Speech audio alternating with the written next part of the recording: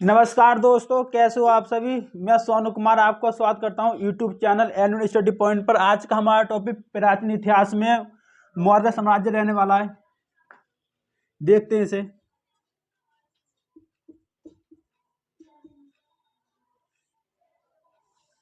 चाणक्य ने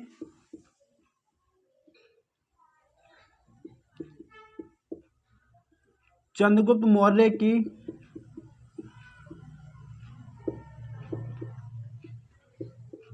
मदद से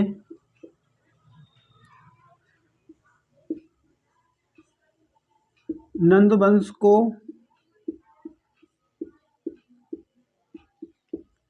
समाप्त करने का प्रयास किया।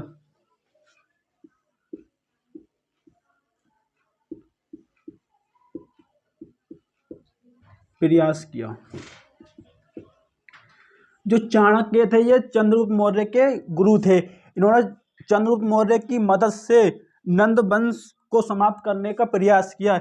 नंद वंश का अंतिम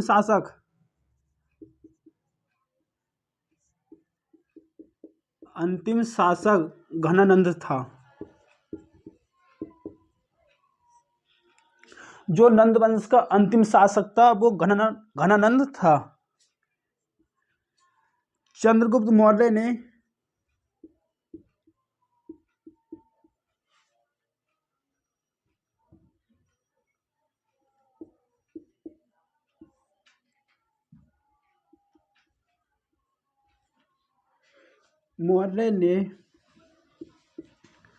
घनानंद को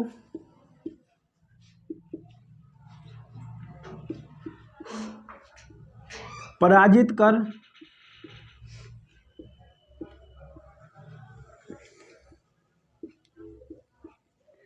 मौर्य वंश की नींव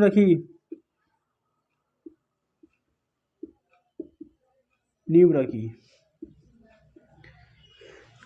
चंद्रगुप्त मौर्य ने घनानंद को पराजित कर मौर्य वंश की नींव रखी थी। ये घनानंद नंद वंश का अंतिम शासक था। अगली हेडिंग हमारी मौर्य काल की जानकारी का स्रोत। मौर्य काल की जानकारी के स्रोत इसमें देखते हैं।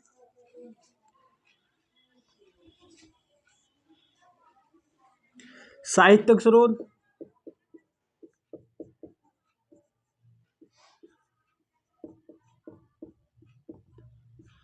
नंबर 2 पुरातात्विक स्रोत।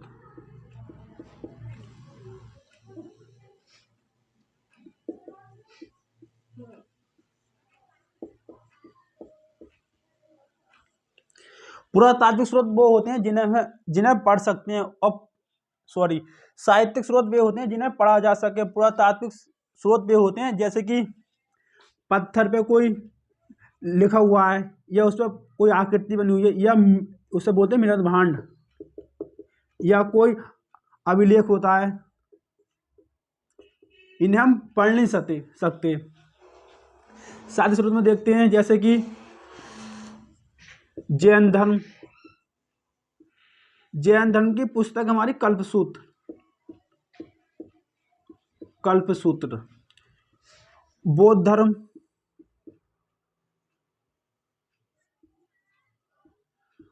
धर्म की पुस्तक है दीपवंश, महावंश। ये हमारी पुस्तक है दीपवंश, महावंश। इन्हीं से हमारी जानकारी मिलती है मौर्य काल की जानकारी के स्रोत। नंबर 3 अन्य ग्रंथ। अन्य ग्रंथ क्या है? जो जातक कथा। अन्य ग्रंथ में हमारे इंडिका, अर्थशास्त्र,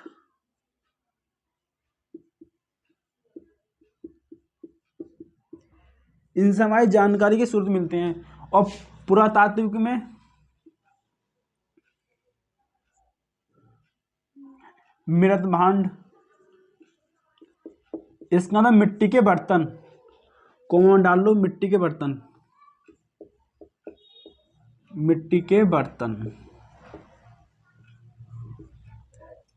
दूसरा इसमें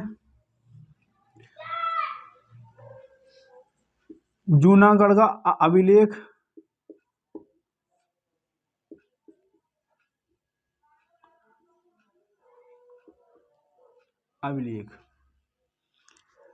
जो हमारे मौर्य काल की जानकारी के स्रोत हैं वे दो प्रकार से मिलते हैं, साहित्यिक स्रोत और पुरातात्विक स्रोत। साहित्यिक स्रोत में जैन धर्म की कल्पसूत्र और बौद्ध धर्म की एक हमारी जातक कथा ये पुस्तक हैं। इन पुस्तकों में मौर्य काल की जानकारी मिलती है। और अन्य ग्रंथ का मतलब जो अन्य है, इंडिका, अर्थशास्त्र और कुछ अन्य भी हैं। और पुरातात्विक मृण्मय, इसमें मिट्टी के बर्तन, जो आपने देखा वो मिट्टी के जो बर्तन होते हैं उसमें कुछ फूल जैसे या कुछ आकृति बनी होती है, इन्हीं से इनकी जानकारी मिलती है। जूनागढ़ का अभिलेख,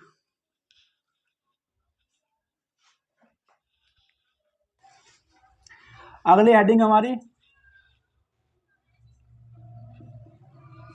मौर्यकालीन के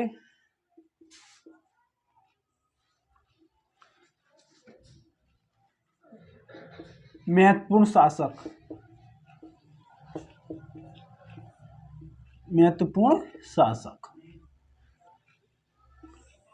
पहले इनको समझ लेते हैं। चंद्रगुप्त के बाद बिंदुसार का पुत्र अशोक,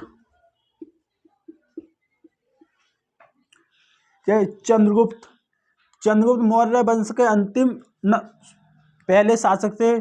फिर ये इनके पुत्र और बाकी इसके बारे में बताएंगे। पहला देखते हैं चंद्रगुप्त मौर्य।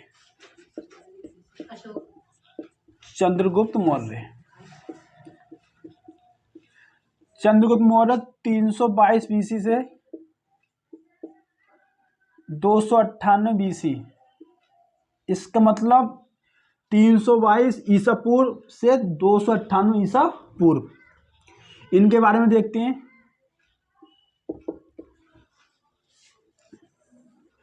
चंद्रगुप्त मौर्य ने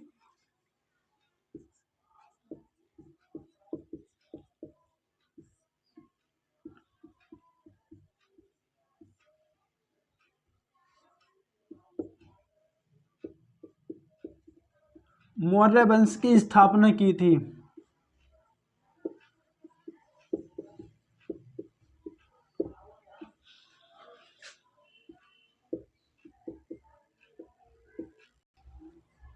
चंद्रगुप्त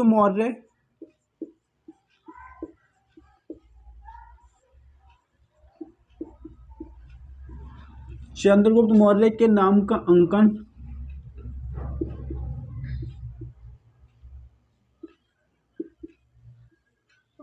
पहली बार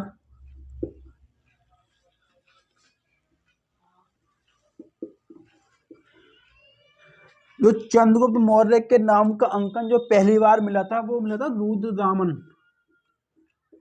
रुद्रदामन अभिलेख में।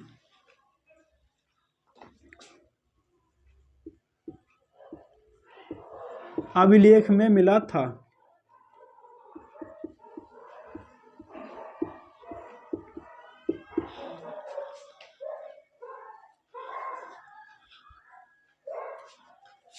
अगला देखते हैं एंड्रोकोटस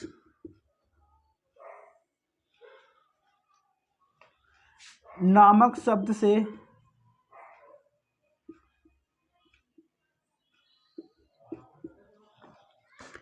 चंद्रगुप्त मौर्य को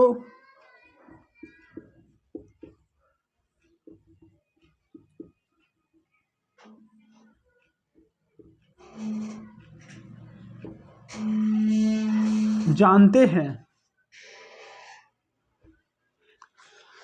जो एंड्रोकोटस नामक शब्द से चंद्रगुप्त मौर्य को जानते हैं। और जो चंद्रगुप्त मौर्य के नाम का अंकन पहली बार रुद्रदामन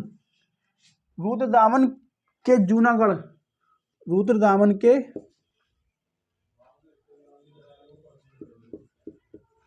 जूनागढ़ अभिलेख में मिला था। जो चंद्रगुप्त मौर्य ने मौर्य वंश की स्थापना की थी।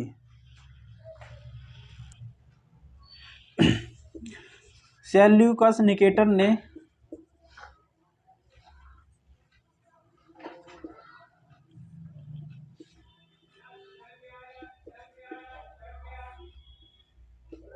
अपनी पुत्री सेल्यूकस निकेटर ने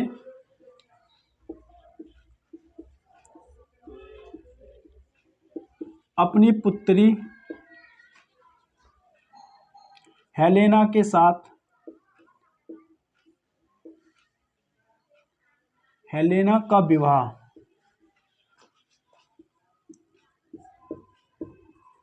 का मतलब शादी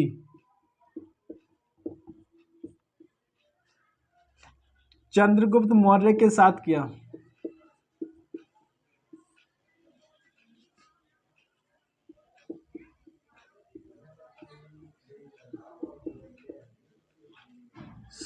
था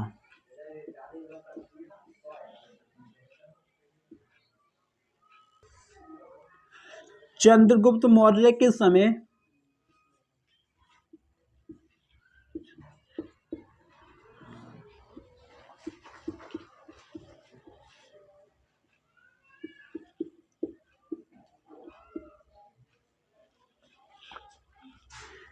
पहली जैन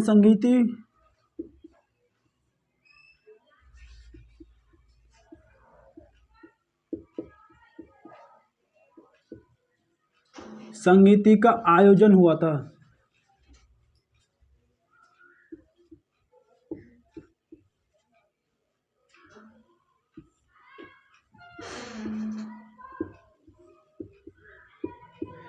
जो चंद्रगुप्त मौर्य के समय में पहली जैन संगीति का आयोजन हुआ था, इनके समय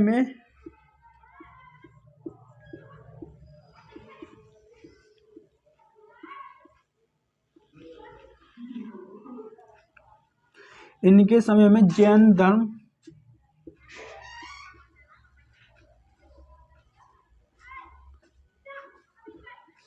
दो भागों में विभाजित हुआ था।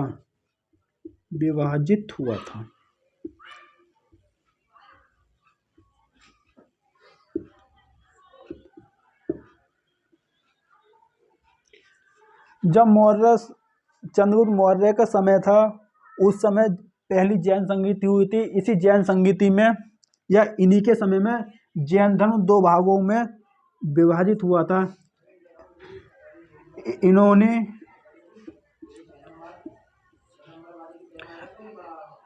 भद्रबाहु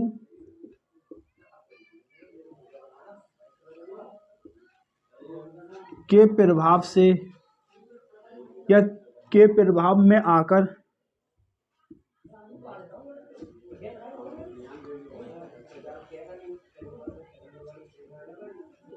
जैन धर्म को अपनाया था।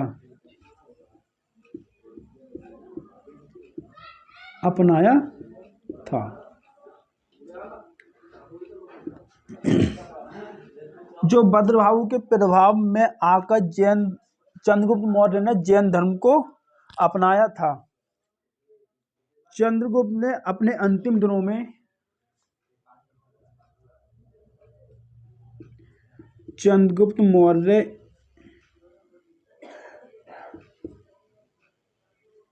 ने अपने अंतिम दिनों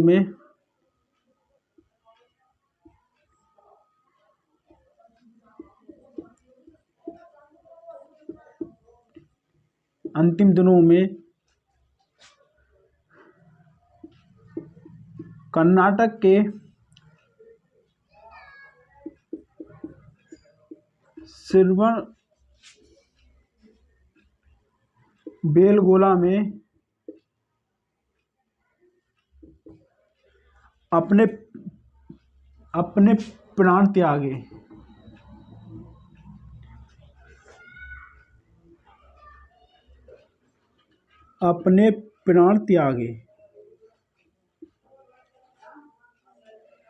चंद्रगुप्त ने अपने अंतिम दिनों में कर्नाटक के श्रवणबेलगोला में अपने दोस्तों आज के सेशन को इतना ही रहने देते हैं। आपको वीडियो पसंद आए तो लाइक करें, शेयर करें और चैनल को सब्सक्राइब करें। धन्यवाद।